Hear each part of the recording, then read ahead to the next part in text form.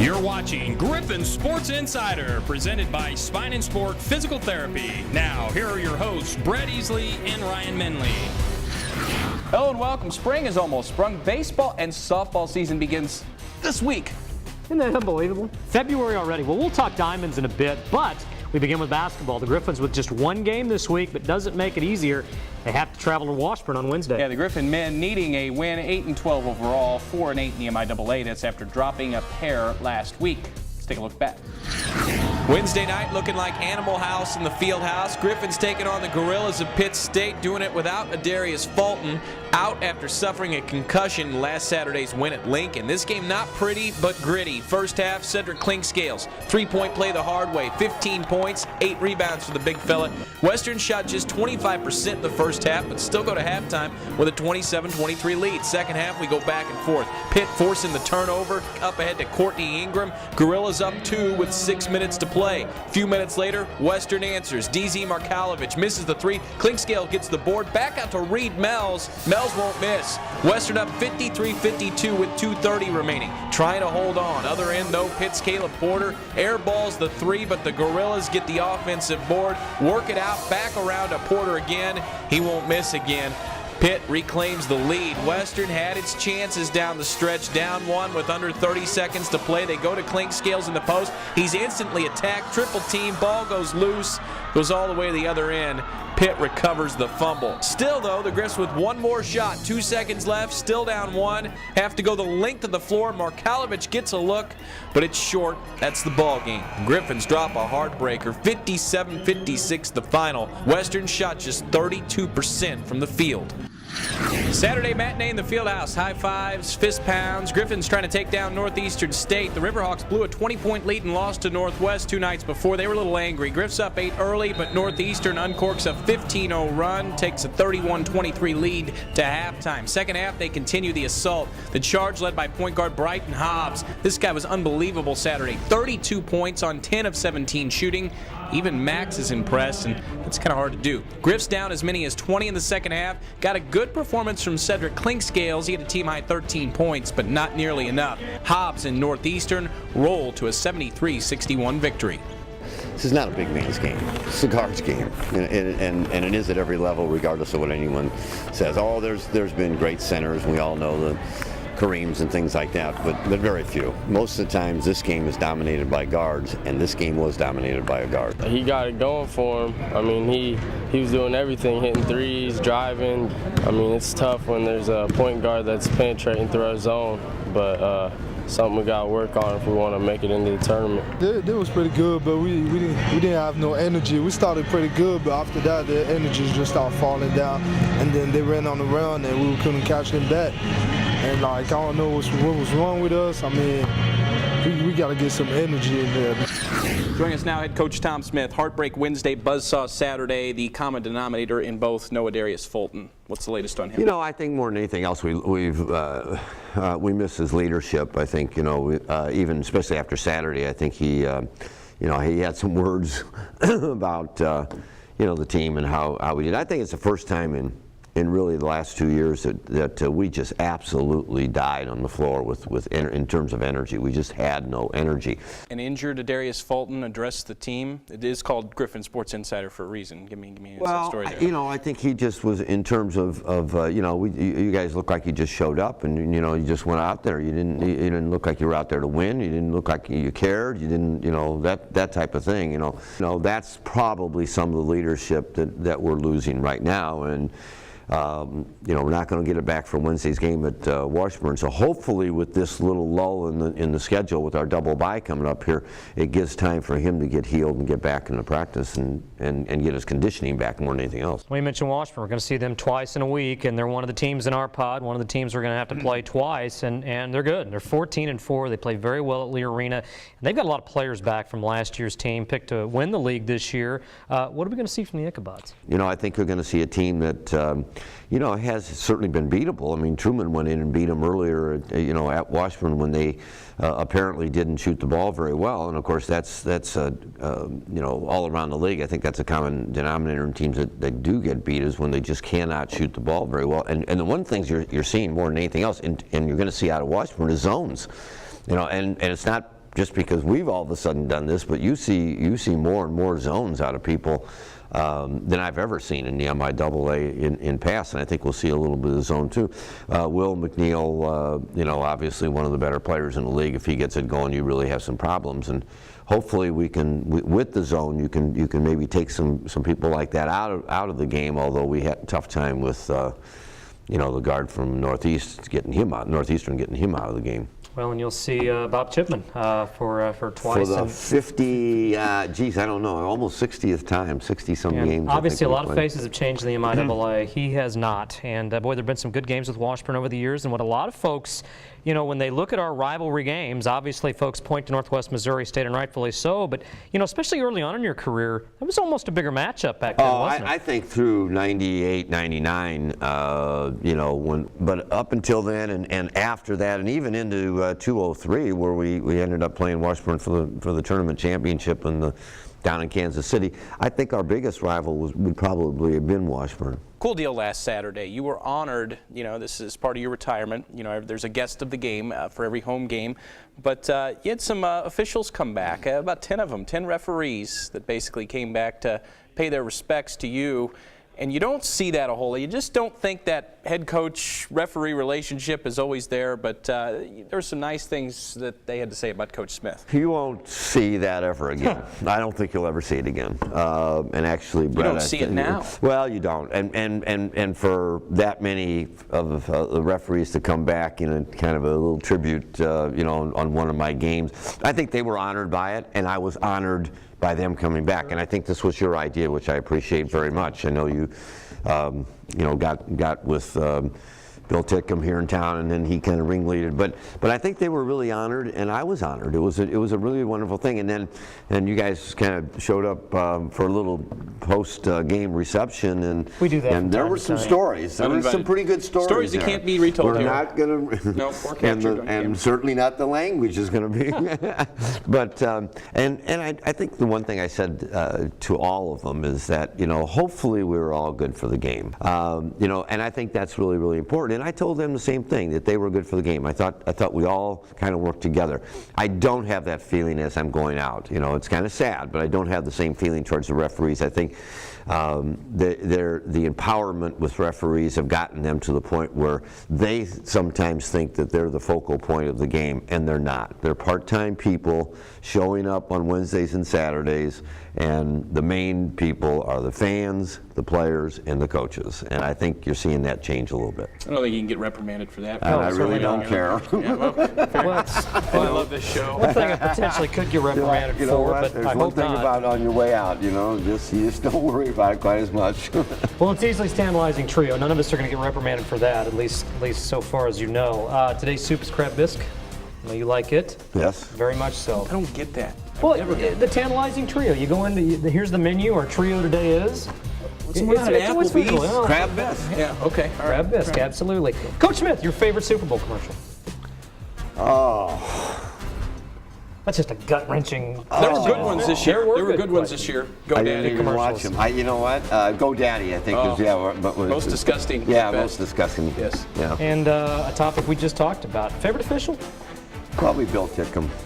You know, Sure. And we've had our ups and downs and understandings and not. And he's a local guy, but probably my favorite. And finally, you know there was a power outage at the Super Bowl yesterday. A lot of people don't know this. You would. I actually set an over-under on how long that power outage would be. I set it at 36 minutes. It was 35 minutes. Would you have gone over or under that, knowing there was an actual line on the power outage? If I could have bet it, I would have gone over 34. Not that If it we're was in set that, at 36, I'd have said under. We don't bet on it, but No, we can't bet. Certainly We can't bet. Coach Smith, we'll see you at Washburn on Wednesday. All right. We'll end it there. This is getting a lot of This people will be in trouble here. interesting. I was going to say this will be an interesting I'm not one. editing anything this week either. We'll be right thanks back. for watching our last show. We're a spine and sport, and unfortunately I tore my ACL. It's unique in the way that they don't just fix the problem that you have, they fix the problem that caused the problem that you have. Fred's very knowledgeable about the entire injury and all the causes and things you can do right now to prevent it from happening in the future.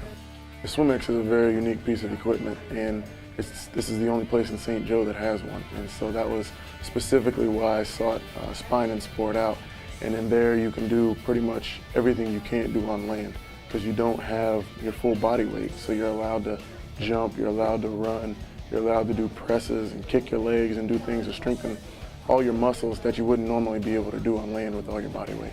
I would recommend Spine and Sport to anybody from your average athlete to your professional athlete to someone who's just been injured in even a car wreck and needs to get healthy.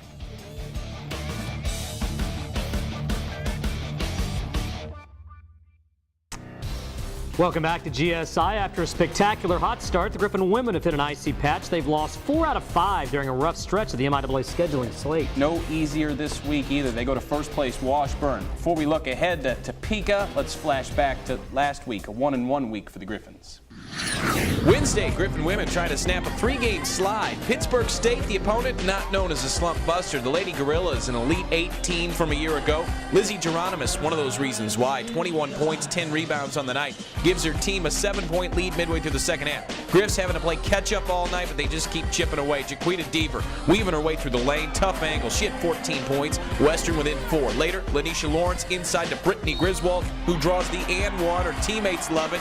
The pit lead cut to 2. 6 minutes to play now in transition. Lawrence to Heather Howard. Sweet spin. She had a team high 15 points, 12 boards. We're tied at 53. The Griffs would take their first lead of the game at the 5-minute mark.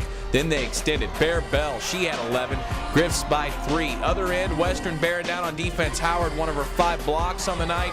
Then more from Griswold, another and one. She had 14 on the night. Griffs had 4 players in double figures. They grind out and pull out a much-needed, very impressive 70-65 victory. Western runs the record at 13-6 overall, 6-5 in MIAA play. I think we were just in a slump, and we just got tired of it. I mean, practices got harder, and we came together as a team and talked about it, and it's time to step back up. That's one thing Coach has been talking about too, having our big-time players step up, and I think every single one of us did on the floor. And when you have not just one weapon, 2 weapons, but all 5 of us being able to turn it on right then and there, I think that really helped. I think we only had 2 turnovers in our last 29 minutes of play, and you're going to be a tough team to beat when you take care of the ball. Saturday, Griffons tangling with a tough Northeastern State team. The MIAA newcomers, currently 2nd place in the new conference. This one close in the first half. Cassie Sabaski, one of the reasons why. She entered the game having scored just 6 points the entire season. She had 10 this game. Griffs down 1 at halftime. Second half, Brittany Griswold takes over. The Griffon forward scored the first 10 points of the half for Western. She had 22 for the game. That's a career high. But then the Griffons just kind of wear down and slow down midway through the half. Riverhawks used a 9-0 run to push the lead to double digits, and they never look back. Northeastern rolls to a 73-56 victory. Western falls to 13-7 overall, 6-6 in conference play. Northeastern 14-6, 9-3 in the league. I mean, I'd be lying if I said that we weren't tired. But I don't know. I think that's the thing that went wrong. I mean, they just got easy layups on us, and then that just tore us mentally down, I feel like. We weren't tough enough as we usually are, and that definitely needs to change. At game 20, this is probably the first game that I just feel like, boy, last time we didn't compete. Strong words from Rob Edmonson on Saturday. Now we have Rob Edmonson this week. Feels like you're searching for answers a little bit. How do you feel now just going into the new week? Thank goodness Saturday's behind you. Well, it is, but overall the week in terms of Pittsburgh State win, and then unfortunately the roller coaster up and down a little bit going into the Northeastern game and coming out on the short end. It's a little bit frustrating. It leaves you again as a coach and coaching staff and players searching for that magic button that would get consistency into what we do. And I guess it's better that we have it show up at times and never show up at all. So we should be thankful for that. But got to regroup. Got tough games coming up. Obviously, Washburn, very good team. Nationally ranked, top 10 in the country, leading our conference. So it'll be a big challenge. But we'll get back into practice today and get our kids' energy level back and enthusiasm level back, and we'll attack it. Well, it is a unique scheduling quirk. You see them this Wednesday, you have Saturday off, and then they come to our place a week from Wednesday. When you look at them, what makes them so good? Well, a lot of things. Obviously their tradition, the success that they've had over the years. They have a swagger swagger about them. You know, Washburn has been a strong team, and so a lot of times that swagger can show up at the game before the other team gets there, and sometimes teams can have a little doubt in their mind. Well, it's Washburn, it's going to be tough, but I think we got enough new kids that won't be a big factor. But they obviously have some talented players. They have speed, athleticness. They've got some kids who can shoot the ball, and they've got some great rebounders. And so they've got all the ingredients, and obviously they proved from a consistency standpoint in the league, they're one of the consistent teams, being 9-1 in the conference. One of the reasons that they've done it consistently is basically what you try to preach is defense, defense, defense. They're scary. They're holding opponents to 51 points a game. That's tops in the conference. Other teams are shooting 33% against them. That's tops in the conference. That's about a normal night for the Griffon women sometimes. Yeah, so that means you're still in games shooting 33 and 34%. Yeah. But just talk about what they do so well defensively and what you're going to have to do better offensively. Well, I think obviously the thing that we're going to have to do is do a better job of ball movement. Sometimes we get sticky-handed a little bit, force some shots.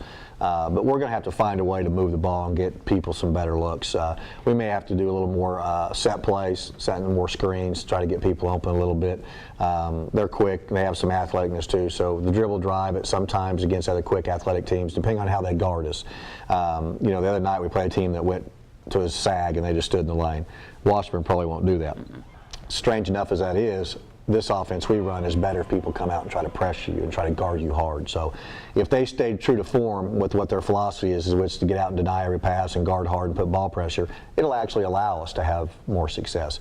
It's when people sag that sometimes we have some problems because we can't hit the open shot on a regular basis. But obviously defensively, they're a very good team. They're very fundamentally sound, and we're going to have to shoot well. There's no doubt about it. Consistency on the offensive end. I know you've been looking for that all year. One player has played great the last couple of games. You kind of mentioned it on tape. Brittany Griswold. Talk about her play. Excited for her. You know, she's found her shooting touch a little bit. We've moved her around in the offense a little bit more. I think she's playing with a high level of confidence on the offensive end, and we're happy to have it. Any extra scoring punch we can get from someone right now is great. Let's talk about it. Let's go there. Thank you. Rotations. Now, Substitutions. You go 12 deep in the first half on Saturday. But I think you made this is your philosophy. This is something that you came in and said you want to go as deep as possible. Yeah. And that's and this isn't something you just started doing either. That's just kind of been that way all year. A little bit. I mean we play a style of play. We said from day one we're going to play 40 minutes full court. We try to press almost every possession, every dead ball, and then we try to play really aggressive man defense. So number one, just that style of play mandates that you're going to have to play more than 6 or 7 people. You know, the teams I've had in the past, whether they have 10 or 14 kids, we've always played 9 or 10 kids double-digit minutes. I think you've seen the Pittsburgh State game. We finally wore them down the last 4 or 5 minutes. Some nights you can wear people down. Some nights it doesn't work as planned. But substituting for us, there's a purpose to it. There's a reasoning. But sometimes people may not understand why a kid comes in and out of a game. Sometimes it's fatigue. Sometimes it's foul trouble. Sometimes it's matchups. And then sometimes it's kids just not getting assignments done, and we're going to give someone else that opportunity. I think our kids come excited to practice every day because they know that when we go to the game, there's a chance for 9, 10, or 11 kids to play.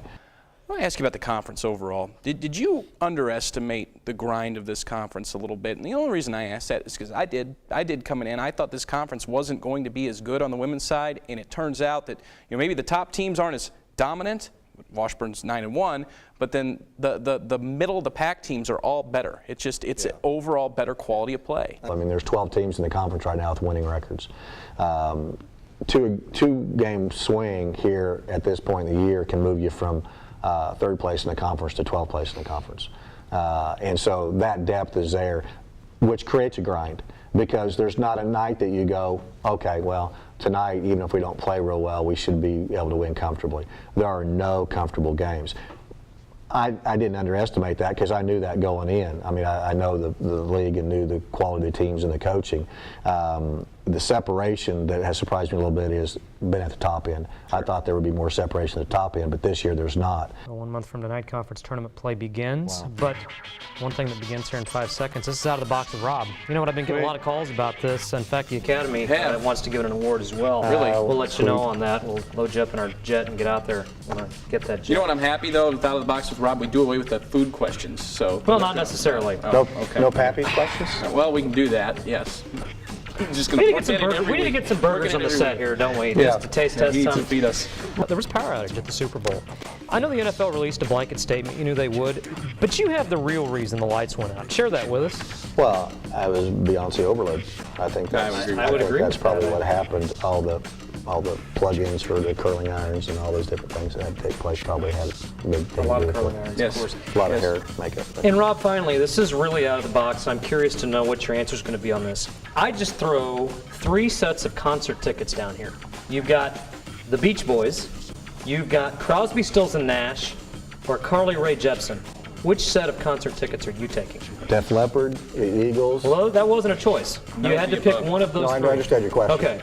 Okay. I'm saying I wouldn't go to those 3 Okay. concerts. Well, those I'm are saying- available I'm if you want to saying- call. Love it. Oh, I was trying to go my own way with it. Offers. Bonus question. I must ask you a question. The reason I say that is because we just want to show the picture of you with the mustache. Yeah, the mustache. You are always Are we quoting. showing that? Yeah, we show it every Oh, yeah, week. every week. We showed up every week. You need to watch more. We ask you all the time. You're in the office all the time talking. You don't watch the show, do you? Unbelievable. Wow. I No, you You showing don't. me It's with the okay. mustache? That's yes. So, must ask you a question. You're always in the office. You like that? Mustache, Yeah. Yeah. You're always in the office quoting random movie lines. Yes. What's your favorite movie line of all time? God, I have a lot because I watch a lot of TV. Okay. I mean, there's a lot of great movie quotes, from Jerry Maguire, help me, help you. Just I've used that in the locker room. Just help me, help you. I mean, what can I do? Help me, help you. My ambassador of Quan. Okay, we're going all Jerry Maguire. Jerry There you Maguire's go. good, but Hoosiers. Great line of Hoosiers about there's 2 types of people that are crazy. There's a guy that gets drunk and runs naked, and then there's a guy that does it in my front room. Yes. 2 types of, Yeah. I mean, I See, he can go on and on. I mean, we could do a whole. Yeah. I mean, I can Godfather. For this is the profession which we have chosen. So, and I can do Godfather. Yeah, we got to wrap gotta you up go? now. Yeah, we got to wrap you up. We're way out of time. All But I did like that.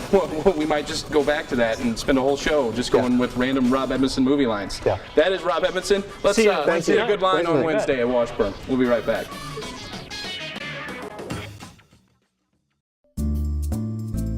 The most helpful physical therapist in the world on balance. Don't lose it.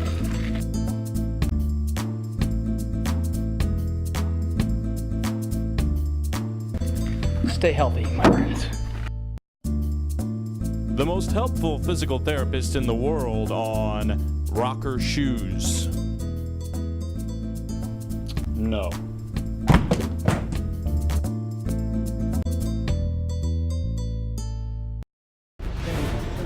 Cool moment last weekend as the fieldhouse filled up with smart kids. Missouri Western student athletes were recognized for their work in the classroom, more than 140 of them making honor roll or better. It's a pretty neat deal, Brett Esely. That is a pretty neat deal. Welcome back. Let's talk spring flings now. Okay. A lot of spring flings. Griffon softball gets going this week. They open the season this Friday at the Southeastern Oklahoma State Shootout. Yeah, this 2013 roster looks pretty darn scary. Jen Bagley's squad coming off a 42-13 record in 2012. They return 8 players who hit 300 or better last year. They also returned the MIAA's best pitcher in junior Jackie Bishop, who was a second-team All-American in 2012. The experienced Griffs ready to go and roll. I think, we have high expectations. We try to have those every year. I think having Jackie Bishop back in the circle definitely helps us with our pitching, and that's a big part of it. Now the question mark is who of our 3 other pitchers are going to step up and be our number 2. And then offensively, we have a lot of our bats back. It's just a matter of some people stepping up into some roles and being able to do what we did offensively. If we are able to do offensively what we did last year, we'll be okay. It's just that number 2 spot that's the big question mark.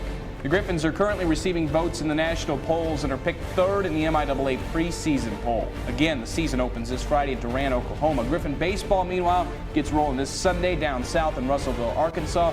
They'll play a pair with Arkansas Tech. GSI will be right back.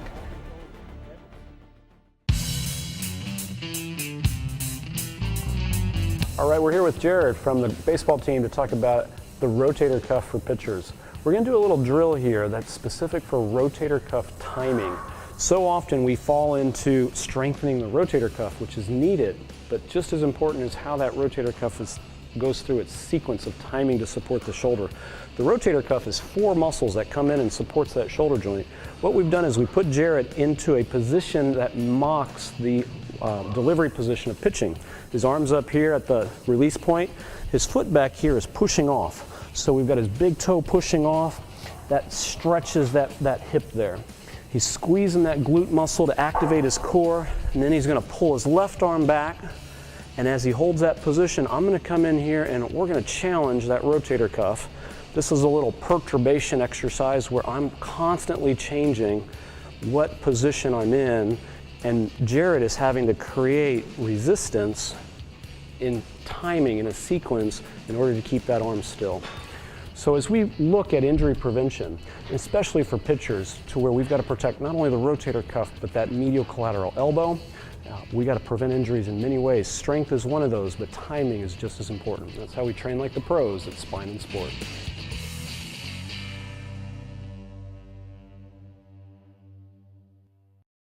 I'm Fred Schunkweiler. I'm a physical therapist. I own Spine and Sport Physical Therapy. You know, we treat athletes, we specialize in that, but the industrial athlete is somebody that gets hurt at work.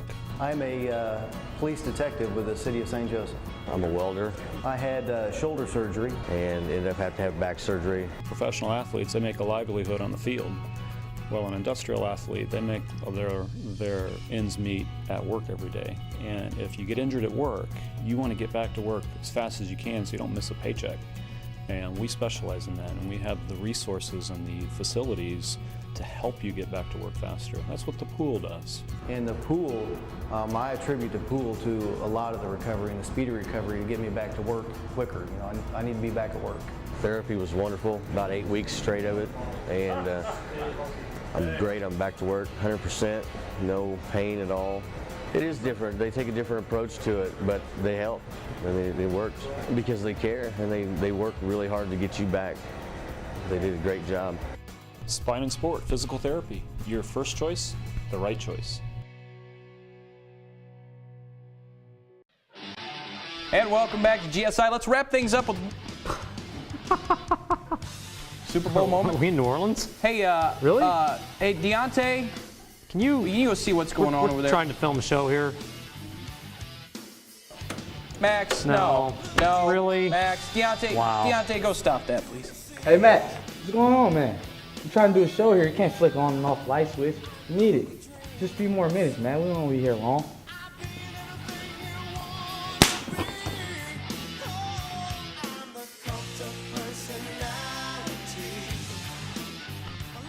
Man, Did I just see that? Yeah, I apologize for that. What is going on this week? What are you doing, man? Are you? Dude, that's not, honestly, that's seriously, no, I don't know, you're celebrating that, that's not grounds funny. for dismissal. First of all, that's one thing to turn the lights out and, do a stupid joke, I mean, haha. zany and goofy, I know But that's you know kind of what? your line of work, but that's taken a little too far for my taste. You don't knock out college kids. You don't do that. You don't do that. What's your problem, man? We're going to have to start looking further Griffins get out of if here. you keep that up. I'm almost embarrassed. I am embarrassed. Okay, Hope we're on the air let's go right after role play. You ready? Let's do it. Can't wait. Brett, you are one of the Harbaugh brothers. Yeah. Which is the one that All lost? right. Jim lost. Jim lost, I got beat. Okay, no post-game interview. You didn't even hug your brother after the game. Give me an explanation I'm a for that. crybaby. I'm arrogant. It's all about me. I've dodged every question all week long. Would you expect any less? I'm still arguing about the holding call that didn't take place at the end of the game. Whether or not I agree with it or not, I ran 3 horrible plays at the end of that game. I should have sent Colin Kaepernick on feet. Ravens would have never stopped him. I ruined that game at the end, and I'm just a stubborn loser. Ouch. Holy gosh. So, yeah, Okay. sorry. Ryan Menley, you're Ray Lewis. I am. Yes. No, I'm not. No, we're not even going to go there. Okay, Ryan Menley, let's go another area. Okay. Joe Flacco, you're going to be a pretty rich man here in the next few weeks. Not that you're not already. Absolutely, I should be. I should get as much money as I want. You know why? Because I'm Joe Flacco, and I have more wins than any quarterback in the NFL in the last 5 years. And a Super Bowl ring Snuck now. up on him, but you played well. That good. Yeah, hey, speaking He's of... back. Oh, shocking. Okay, well, we I send guess you you to can your say. home? Hey, football signing day is this week. Griffins probably have about 20 signees coming in. That's on Wednesday. Immediate need for offensive linemen. We'll see how that plays out. And maybe the next quarterback could be in this class right here. Well, it's going to be intriguing, and you know, obviously a lot of momentum coming off the 2012 season, and this will be a good class, and I think there'll be some student athletes that can help right away, and also this is where you build for the future as well. All right, well, we'll talk about that next week on GSI. We're just going to ignore him and give him the silent Don't worry about treatment for the him. rest of the week. That's GSI for this week. As always, ladies and gentlemen, go Griffs. Go Griffs.